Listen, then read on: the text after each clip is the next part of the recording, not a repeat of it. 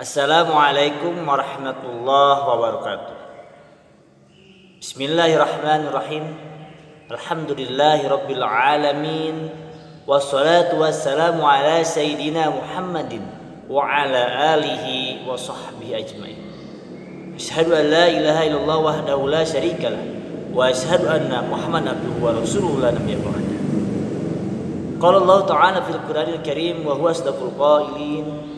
A'udzu billahi minasy syaithanir rajim. Bismillahirrahmanirrahim. Inna a'tainakal kautsar fashalli li rabbika wanhar. Inna syani'aka huwal abtar. Shadaqallahul alim. Alaya amma ba'd. Alhamdulillah anak-anak sekalian, pada kesempatan kali ini kita bisa berjumpa kembali dalam acara masa pengenalan lingkungan sekolah.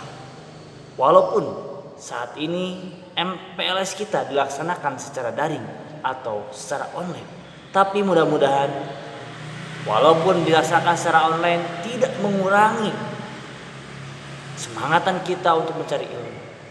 Anakku sekalian, mari kita berdoa. Mudah-mudahan pandemi ini segera berakhir dari muka bumi ini, sehingga kita sebagai siswa dan bapak dan rekan-rekan sebagai guru cepat bertemu kembali di sekolah ternyata kita, sekolah SDN Sumuruni, Kota Cirebon. Amin ya rabbal alamin. Sebelum kita lanjut ke materi, mudah-mudahan hari ini kita semua mendapatkan ilmu yang bermanfaat, mendapatkan rezeki yang melimpah dan kesehatan yang senantiasa terjaga. Amin ya rabbal alamin. Anakku sekalian, pada kesempatan kali ini Bapak akan sedikit mengulas tentang hikmah berkurban. Anakku sekalian, tentu kalian sudah pada paham kapan dilaksanakannya. Tapi mungkin banyak dari kita yang lupa atau belum tahu bagaimana sejarah kurban ini terjadi. Baiklah anakku sekalian, Bapak akan menjelaskan sedikit saja karena waktu terbatas tentang hikmah dan sejarah berkurban. Anakku sekalian, berkurban ini diawali sejak kejadian yang menimpa kepada Nabi Ibrahim alaihissalam. Nabi Ibrahim adalah nabi yang sangat luar biasa. Beliau mendapatkan gelar Khalilullah, kekasih Allah Subhanahu wa taala.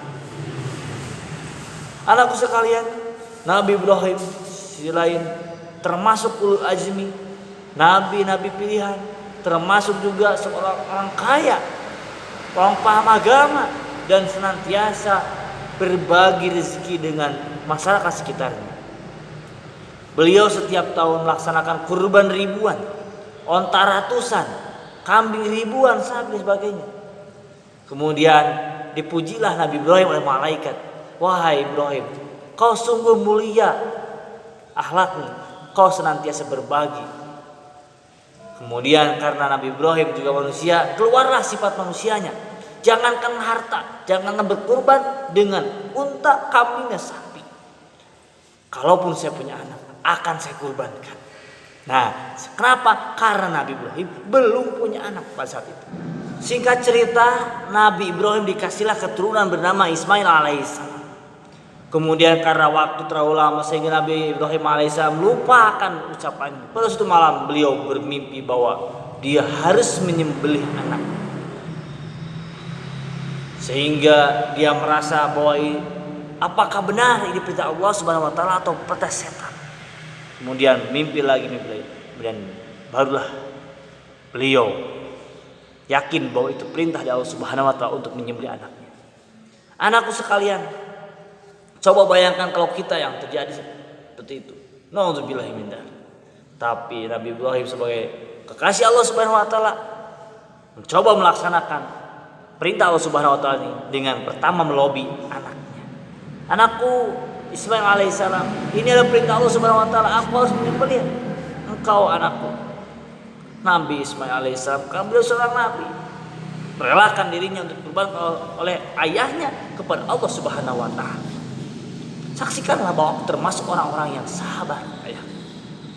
Kemudian Nabi Ibrahim alaihissalam meminta izin kepada istrinya, Siti Hajar, ibunya istri Nabi Ismail. Di luar dugaan juga, ternyata ibunya silakan. Kemudian dibawa Nabi Ismail alaihissalam ke tempat penyembelihan. Nabi Ibrahim mengikhlaskan anaknya untuk kurbankan kepada Allah Subhanahu wa taala perintahnya. Singkat cerita, sembelihlah Nabi Ismail alaihissalam. Bagaimana rasanya kita sebagai orang tua menyembelih anak, atau kita sebagai anak disembelih oleh bapak kita sendiri. Begitu Nabi Ibrahim menyembelih Nabi Ismail, begitu pisau itu tembus ke leher. Mungkin Nabi Ibrahim sebagai manusia entah merem atau mungkin tidak melihat, atau mungkin karena Allah Subhanahu wa taala. Ternyata begitu dilihat bukan Nabi Ismail yang disembelih, Allah ganti Nabi Ismail dengan seekor kambing. Bagaimana kurban ini dijelaskan dalam Al-Quran? Allah Subhanahu wa taala telah menjelaskan dalam Al-Quran surat Al-Kautsar dari ayat 1 sampai 3. A'udzu billahi minasy syaithanir rajim. Bismillahirrahmanirrahim. Inna a'tainakal kautsar fasalli lirabbika wanhar.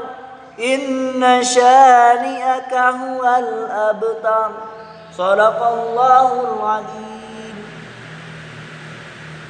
Kata Allah Subhanahu wa taala, sesungguhnya aku telah memberikan nikmatku kepadamu yang begitu banyak. Fasholli li rabbika wanhar. Maka sholatlah, maka laksanakanlah sholat dan berkurbanlah. Pak, bagaimana kalau kita belum mampu untuk berkurban dengan hewan, dengan kambing, dengan sapi, dengan unta apalagi? Setidaknya kita belajar ikhlas. Apa itu ikhlas? Merelakan segala sesuatu, mengikhlaskan, merelakan, memasrahkan diri kepada Allah Subhanahu wa taala. Kalaulah kita belum bisa berkurban dengan hewan, setidaknya kita senantiasa meneladani Nabi Ibrahim dan segi yang lain. Sedekahnya, melaksanakan perintah Allah Subhanahu wa taala, salatnya laksanakan. Kan dalam Al-Qur'an Al-Kautsar 2, fasholli lirabbika wanhar. Maka sholatlah karena Tuhanmu dan berkurbanlah. Kalau kita belum bisa berkurban, maka sholatlah. Sholat apa, Pak? Sholat wajib, sholat sunnah. Sholat wajib yang 5 waktu laksanakan dengan baik. Bukan hanya melaksanakan, tapi ada ketentuan lain yang harus ditempuh. Apa itu? Berjamaahnya, syarat dan rukunnya ditempuh, dilaksanakan dengan baik. Pakaiannya yang rapi, yang bagus, setidaknya rapi, bersih, layak untuk dilihat bahwa kita akan sholat. Jangan sampai balik, mau sholat begitu, penampilannya begitu tidak layak, sementara mau keluar rumah untuk melaksanakan yang lain, bahkan itu keperluan dunia, kita memakai pakaian yang bagus, yang baik, yang terbaik. Nah, usahakanlah. Perintah yang pertama, sholat ini laksanakan dengan baik, sesempurna mungkin kita laksanakan. Kalaulah mampu kita melaksanakan sholat yang lain, sholat sunat, sholat ba'diyah, sholat qobliyah, sholat wakad lainnya, laksanakan. Kenapa? Karena ini adalah perintah Allah Subhanahu wa taala. Bahkan sholat ini perintahnya begitu luar biasa. Bahkan perintah sholat ini sangat luar biasa.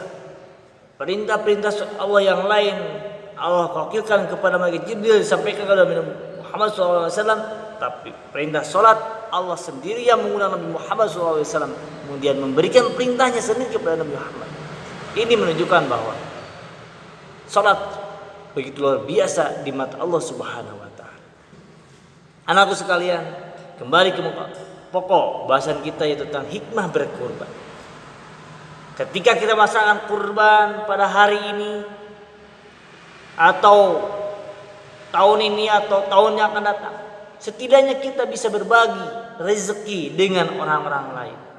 dengan yang tidak mampu. Bahkan mungkin ada orang yang tidak pernah selama setahun kecuali bulan kurban ini atau bulan Zulhijjah atau bulan haji ini merasakan nikmatnya makan daging. Mudah-mudahan kita semua mampu untuk berkurban dengan zohir. Kita mampu menyembelih kurban dan membagikan dagingnya kepada tetangga kita, kepada saudara kita, kepada orang-orang yang tidak mampu, sehingga mereka merasakan nikmatnya makan daging kambing, daging sapi, daging unta. Anakku sekalian, bulan Zulhijjah ini mengajarkan kepada kita semua agar kita senantiasa tidak pelit, tidak korek, tidak meregese. Kita harus belajar menjadi orang-orang yang dermawan. Kalaulah kita tidak mampu melaksanakan kurban dengan zahir, dengan hewan, maka kurbankanlah nafsu kita, korbankanlah nafsu kita untuk melaksanakan perintah Allah Subhanahu wa taala yang lainnya. Tinggalkan nafsu.